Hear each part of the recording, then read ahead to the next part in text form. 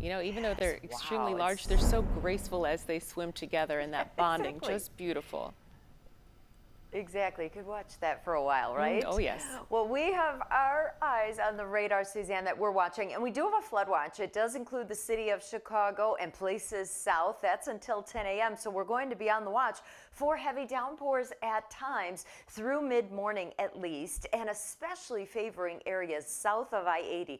I think we're going to be watching Kankakee County, Newton, and Jasper very carefully. So the storm track overnight actually jogged a little farther to the south than model data was showing us yesterday. However, on the northern shield of that precipitation band, we are going to see this blossom. So that's the concern. And rainfall rates to the south of us here, lining up from Peoria to Champaign, now closing in on Lafayette, 2 to 3 inches per hour. So flash flooding taking place here, but this line setting up just to the south of our viewing area. However, as the wave travels to the east here, as we go through the next few hours, we're going to see this rain shield expand and blossom, especially for areas south of I-80. So we see those flash flood warnings for the light green here.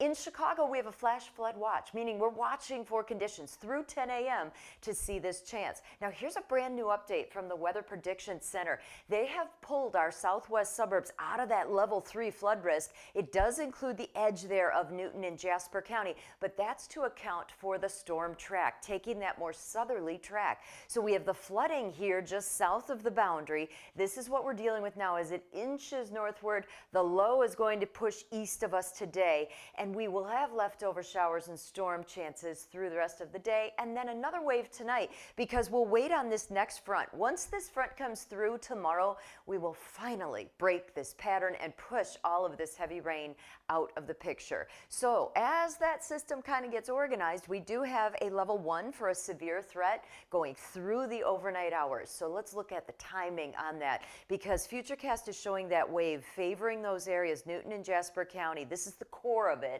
It will push away. So then in the afternoon, we have leftover humidity, scattered showers, maybe a rumble of thunder during the day. And then overnight tonight, we're going to watch into Sunday morning for a gusty storm chance. That's with the cold front.